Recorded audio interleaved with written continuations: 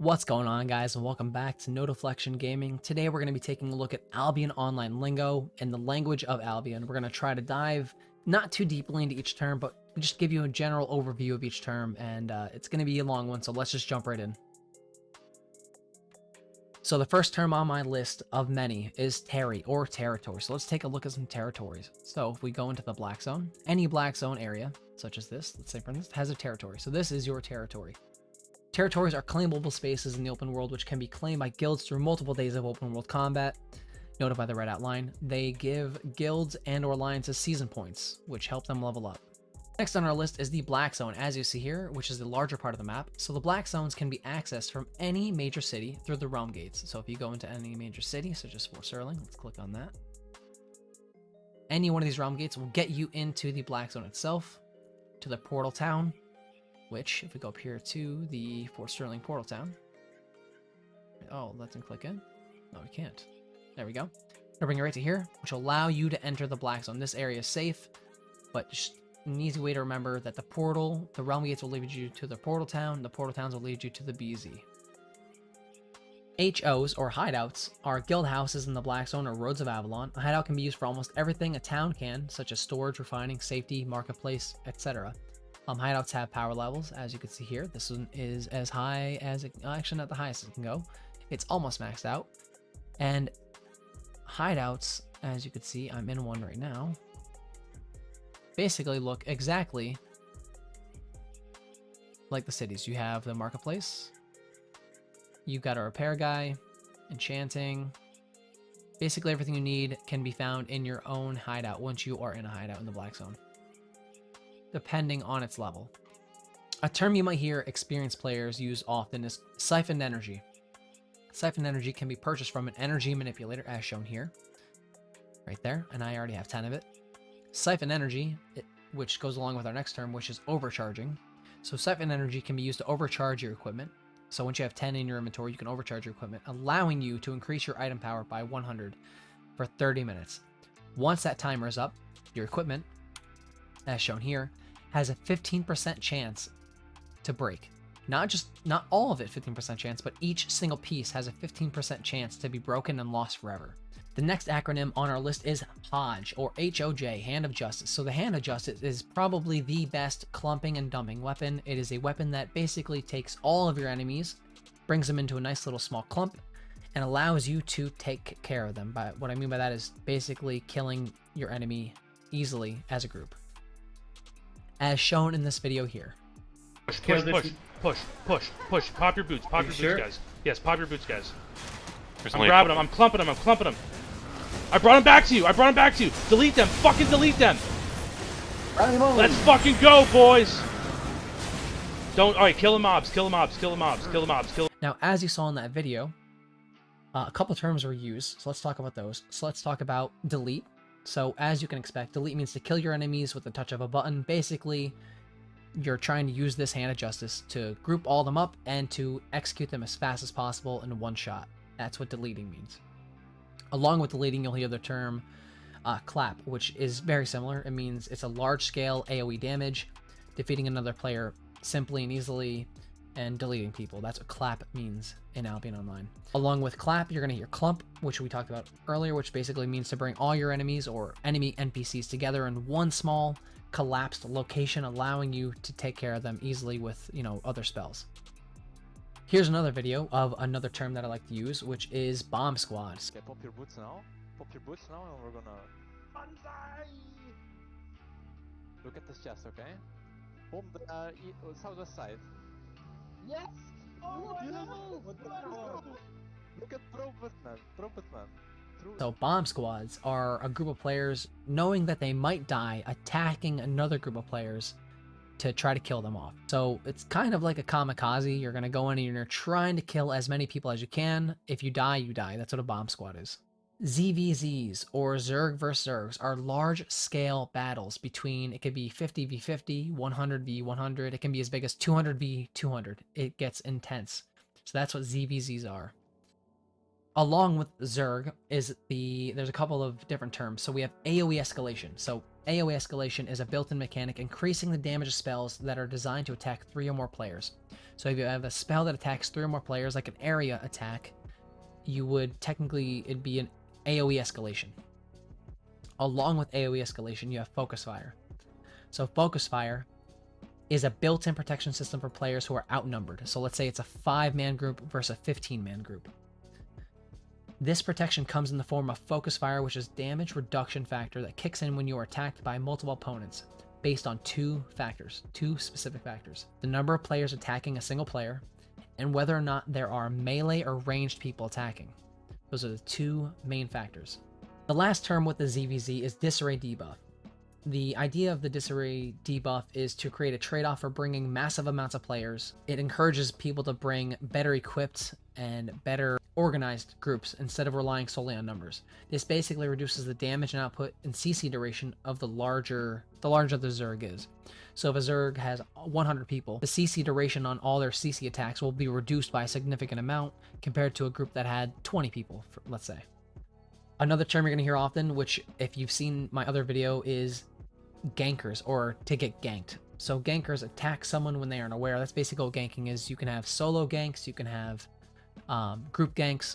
More often than not, you're going to see in Albion Online groups of 5 to 10 people ganking solo or duo players. Now, I will say that ganking in general is one of the highlights of Albion Online. It's awesome to be the ganker, and it sucks to be the ganky, but it's definitely a big learning experience being ganked by a group of people, especially if you can get away from one, as shown in this video here.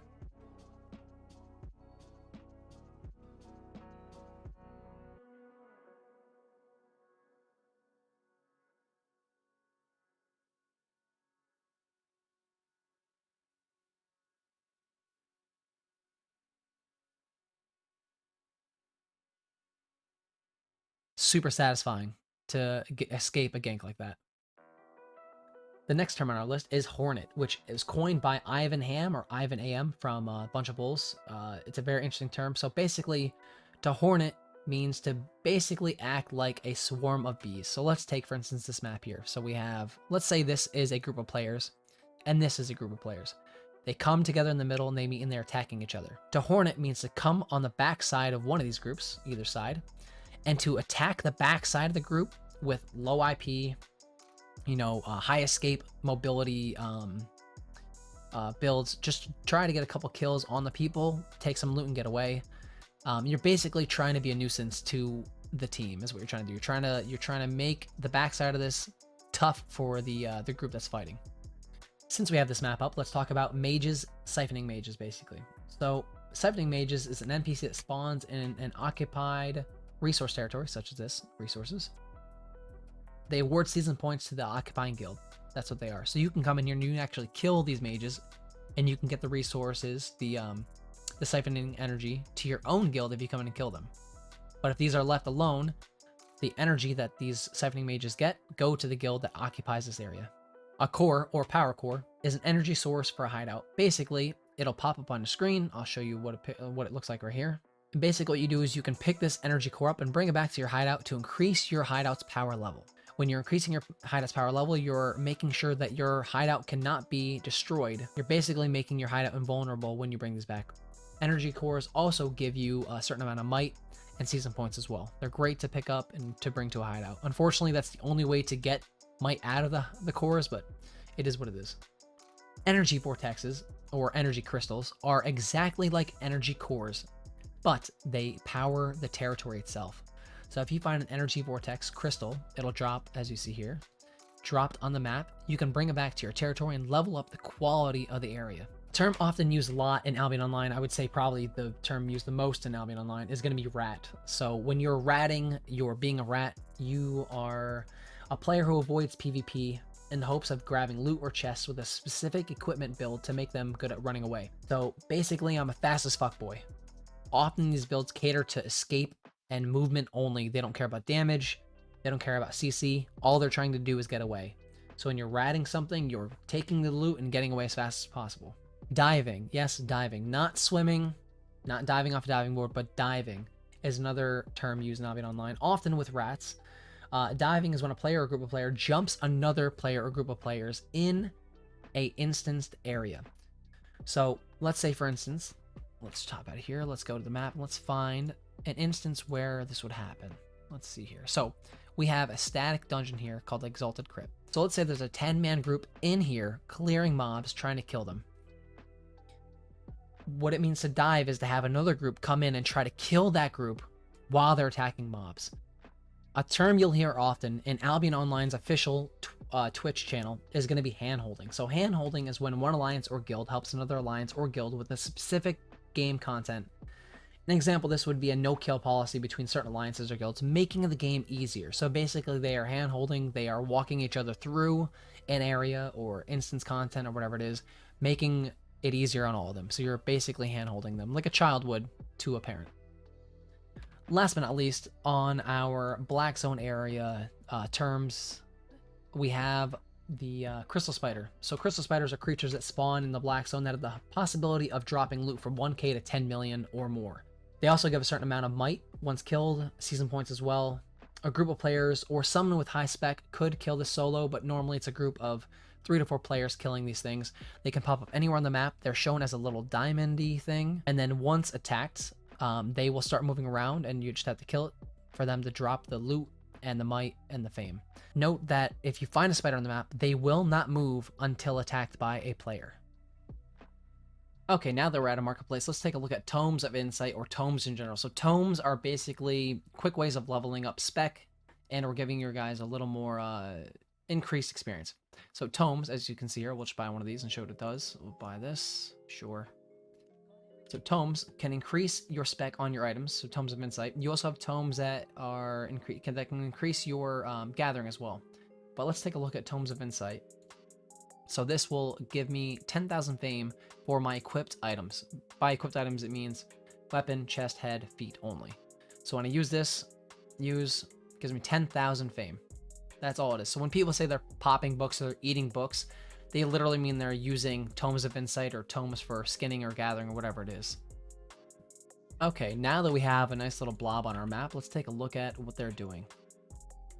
So we are in Westside Marsh. As you can see here, we have a blob on our map. Now, what it means to blob is to have more than 10 players in an area. So 10 players, you will not see this red circle.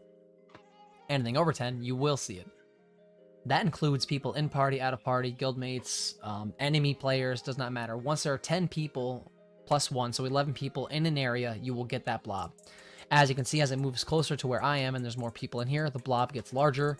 There are different sizes of blobs and all the good stuff. You can check out the wiki to see what the size is, how many people it takes to make what size. So that's to blob. Now, on the other side of this, there's also deblobbing.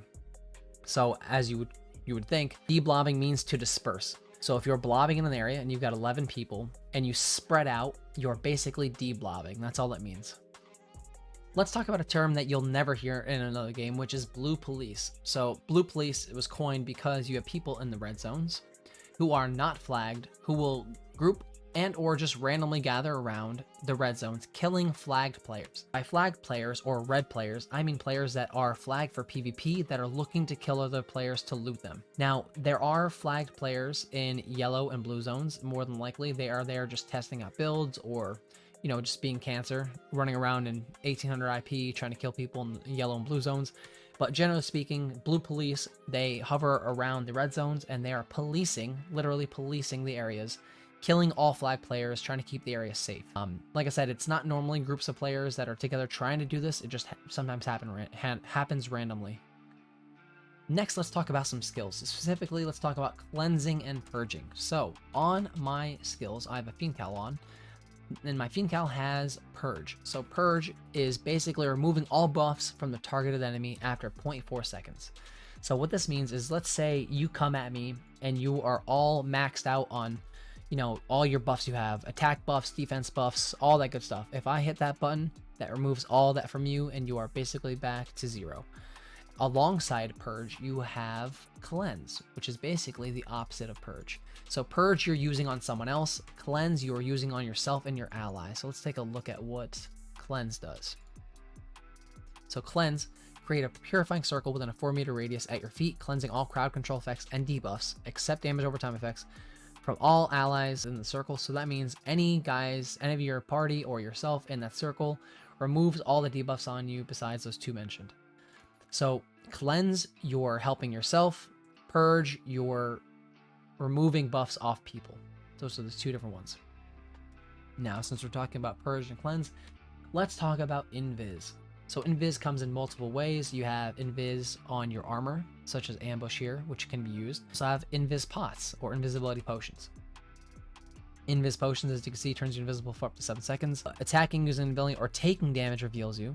While this one, you can actually take damage and it will not reveal you. So there's multiple forms of invis. So when somebody says invis, they can mean their boots, they can mean their headpiece, their chest piece. Multiple items have invis on them. Next, let's talk about brawling. So brawling, I'm just going to give you the general term. Brawling is basically groups of people gathering together to go kill other people, obviously. But brawling is more like a small scale ZVZ. Usually between 3 and 10 people. At a minimum, you always have 1 healer and 1 tank in a brawl group. That's the gist of brawling. Most guilds and alliances will have a minimum for when they're brawling, such as a minimum of 1400 item power. That way everyone's at the same level and they're prepared to take real fights when you're brawling. A term found in most MMOs is going to be DOT, which means damage over time, which I'll show you here. As you can see, that bleed tick on that enemy is doing 16 damage, 31 damage. Well, you don't see it anymore. Let's see here. But as you can see, every time it ticks, that is a damage over time. That is a bleed tick. So a damage over time effect. Hellgates, as shown here, can spawn randomly on the map as well. They can be anywhere from a 2v2 to a 5v5 to a 10v10 to a 20v20. This in particular is a 10v10 Hellgate, non-lethal. This will obviously tell you on it whether it's non-lethal or lethal, but a good general rule of thumb is anything in the blue and yellow is non-lethal. Anything in red and black is lethal. That's just, it is what it is. It's easy to remember. And usually what they'll do is Hellgates all have the same amount of spires on them, but you'll see more ticks on these. So this, for instance, it says 10 ticks on it. 1, 2, 3, blah, blah, blah, 10. 2, you'll see 2 of these highlighted. A term you'll see often used when in group content or even by yourself with buddies, you'll hear somebody say A out, which literally means just to exit the instance. So exiting the dungeon, you means you're A-ing out of the dungeon. You're getting out of the dungeon. Next, let's talk about leashing. So leashing is when you reset a mob and or make it go back to its original position. So let's take a look at this. So we have this guy right here. Let's say they're doing too much damage and you need to leash them. That means to run away, and he should follow at least a little bit. See, he's running after me. Eventually, he'll stop and he will run back to his original location. That is leashing an enemy. When you get downed by NPCs, like you're going to see here, when you get downed by NPCs, you're going to go into a downed status, right? So down. I'm down for 17 seconds. In this down status, if you're downed in a red or black zone, someone can come up and execute you to kill you and take all of your items. When running around on the map, as you can see here, my little guys right here, you can ping your location by pressing P and or the allocated button you have assigned to as of right now. Mine is currently on G. So when I ping, that just shows my location to my teammates, my guild mates, my alliance mates. That shows them my location. It also shows it on the mini map as well for the guys so they know where you are. So pinging is very important when it comes to group content. Okay, so the next 2 terms on my list are probably the most important terms on the list in my opinion, which is going to be bubble and zone through. So when you zone through an area, you're literally going to go from one tile, as you see here, into another area, which is going to spawn another tile. So when you zone through an area, you're going to get a bubble. So a bubble is basically shield, as you see here. Hellblazer has a shield on. So when you zone through, let's show you what it looks like. Okay, so we zone through to Night Marsh or whatever the hell this place is called, right? We have a bubble on us for 24 seconds, right? Now, note, when you zone through an area into a place and you've got the bubble on you, even though it says 16 seconds, the farther you get away from the place you zoned in at, the bubble will go away even faster. Now, this goes as well for dungeons. So let's say we came through an area, right? And we wanted to get into this dungeon. We go into this dungeon right here. Now, when we go into this dungeon, we will not have a shield on us. As here, we have no shield, which is not good. We still have a shield debuff timer of 16 seconds, 15, 14, as you see there.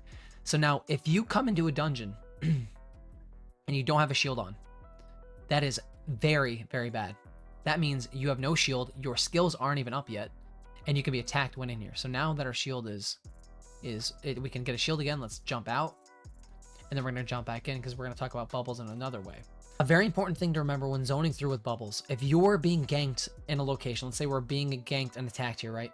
If we're being ganked and attacked, oh no, they got my mount, I have no mount now, and I'm zoning through. When you zone through an area and you've lost your mount, the first thing you do is mount up. Unless you have no shield, then you want to run away, but if you have a shield, you want to mount up instantly, then run. Do not run and then mount up.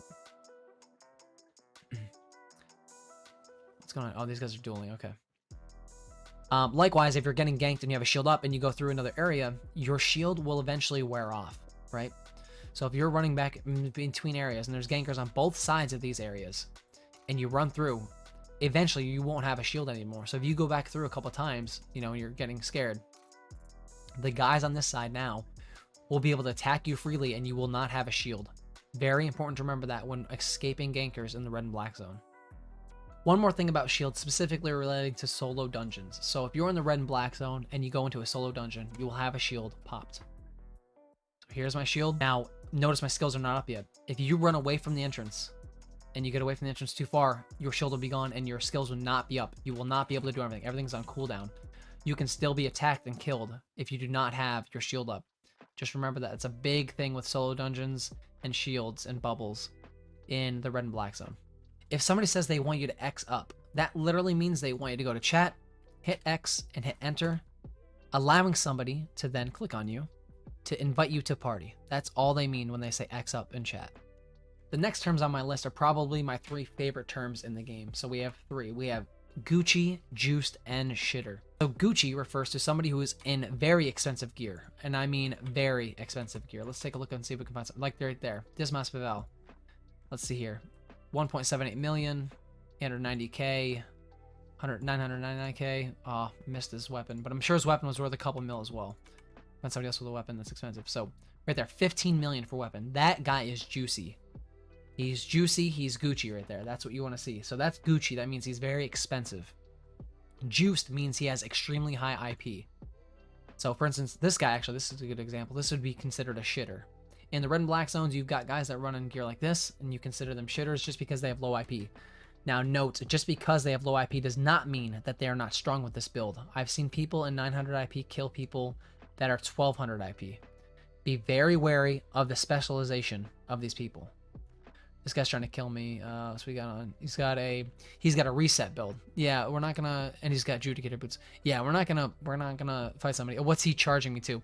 This is a good example actually. People trying to scam you. So people in Albion Online will try to scam you with duels. What happens is they'll invite you to a duel, and you can't see how much they're betting as a wager in the duel. They might be betting anywhere from 1 silver to 10 million silver to 100 million silver that you don't even know. Never, ever, ever accept a duel from someone you do not know.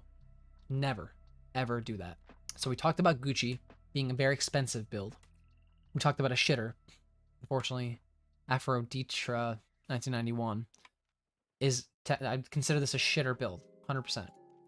I would consider myself in a, like a medium range. I think I'm like, what am I at right now?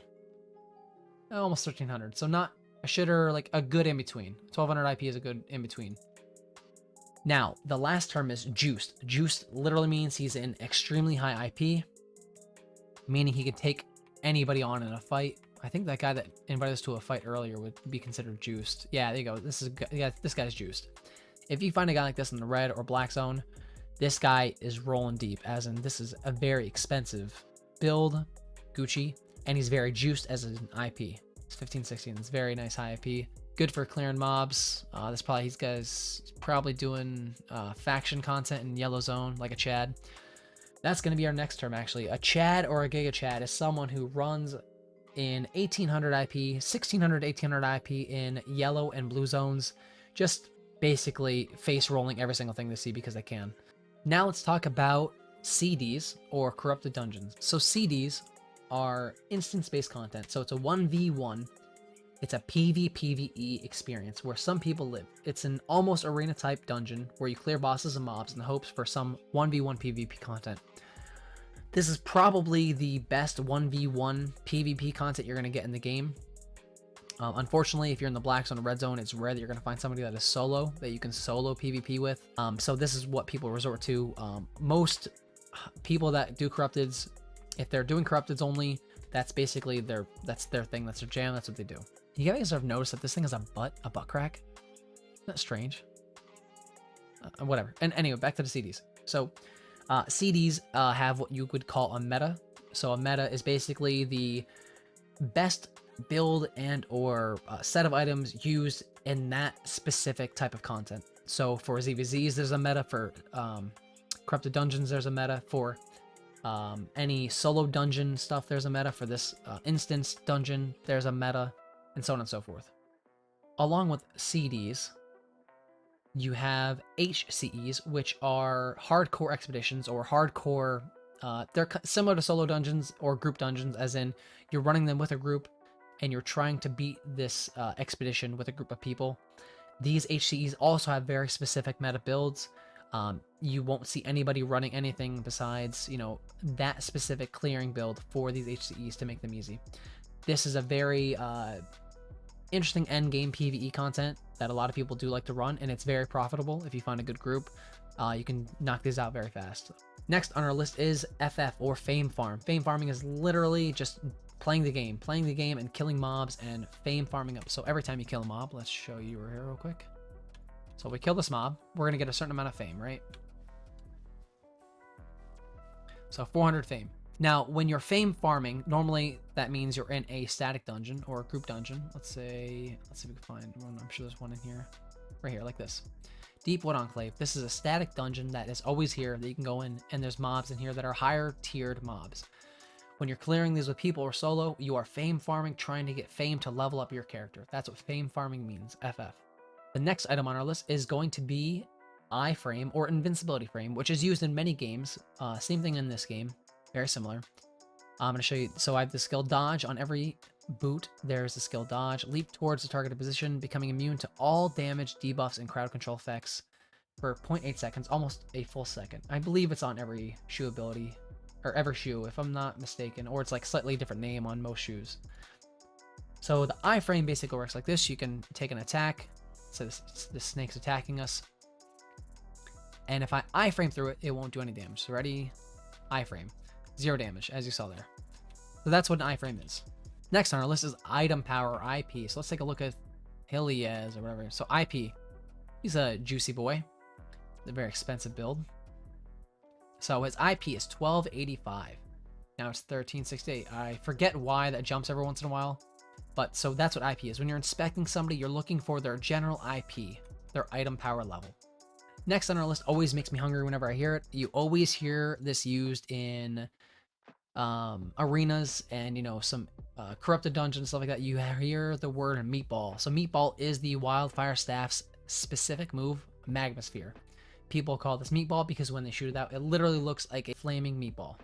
Another acronym you're going to hear used very often, you'll hear Earquart say SBY, you know, SBI. SBI is literally Sandbox Interactive. It's the developers of the game. Okay, guys, so let's talk about the Roads of Avalon, or Roads for short. Roads you're going to hear very often in the game, referring to Roads of Avalon. So the Roads of Avalon are a network of paths through the ancient kingdom of Avalon, opening up new opportunities for travel, transport, exploration, and placing hideouts. They're gonna look exactly like this. There's gonna be multiple sizes. This is a 2-man portal. I believe there's also another 2-man portal on this map. So they're basically, when you jump into them, it's basically an area for gathering and PvE experiences. But obviously when you run into these, they're all black zone content. So when you run into these, it's always black zone content, no matter where you're jumping in from, whether it's a royal city or the black zone or the red zone. When you jump into a Road of Avalon, it is always black zone. Now there is also a codex that I actually am going to post here on this little view here, which gives you an idea of what each zone is, the size of it, and the rarity of the zone itself. You could also always go check the mobs as well, inspecting the mobs. That'll give you an idea of the rarity of the mobs in the area and the level of the area itself. 2 other items that might come up in conversation are going to be focus and auto respec. So focus is basically one of the most valuable resources in the game technically. When you use focus, with crafting, farming, or refining, you gain a portion of materials back, allowing you to do more basically for less. Focus can be gained from having premium status. You gain 10,000 focus a day, and it maxes out at 30k.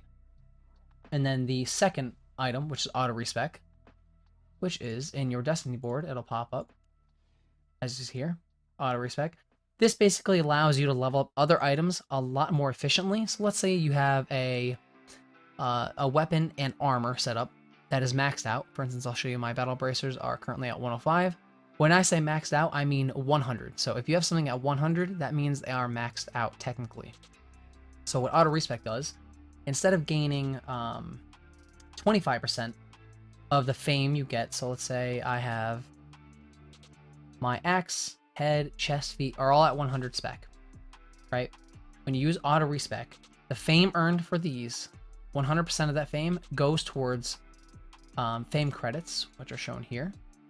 Fame credits can be used and dispersed throughout any one of these trees that you see on the left side here. Any one of these trees you can spec into with the fame credits. One thing to note about using auto respec, similar to satchels, is auto respec does cost silver. So basically what is it's 90 cents per every one, or 90.9 silver for every one fame credit. So for instance, if this was 1 million fame credits, that would be 900,000 silver you're spending. It does cost silver, but it does make leveling equipment much, much easier. Along with auto respec and fame credits, you have these, which are learning points, which can be used to help you learn things faster. My suggestion is to save these specifically for gathering only. I'm not going to go deep into this, but save your learning points for your gathering, because gathering without learning points will take you years if you're not smart about it. You want to use your learning points on gathering. Once it hits this threshold, which I believe is 20% of the level, you can use your learning points to then instantly get this, leveling you up to the next tier. So going from 6 to 7, eventually to 8. Okay guys, we're down to the last 2 items on this list. So the last 2 items, the first term is gonna be pop boots. You're gonna hear people say pop boots, pop boots. Pop boots literally means to use your boot skill. As you can see, my boot skill is the rush. I'm gonna pop them. I pop my boot skill. That means to pop boots, okay? You're just using your boot skill. One of the major parts of Albion Online is actually using the inspection tool to inspect your enemy. So let's say I ran up on this guy and I inspected him. I'm like, oh shit, he has 1762 IP. That is extremely high compared to mine. I'm almost at 1300. That is a fight that you do not want to take. Inspecting is, I would say, the #1 skill to get used to using when doing anything in the red zone or black zone. You need to get very good and skilled at inspecting people. Inspect, inspect, inspect. The last thing I want to discuss is what you guys think of this video. I mean, this is obviously a longer one than normal. There's a lot of lingo for Albion Online, and I'm sure I've missed a bunch. And if you guys have come up with anything else, put it in the comments down below. If you come up with something specific, I'll add it to the Word doc that I attached to this YouTube video. I was trying to grab all the odd ones that you don't normally hear in other MMOs and or other games. Like, you know, when I hear somebody say a shitter or Gucci or juiced, you know, I kind of get an idea of what that means.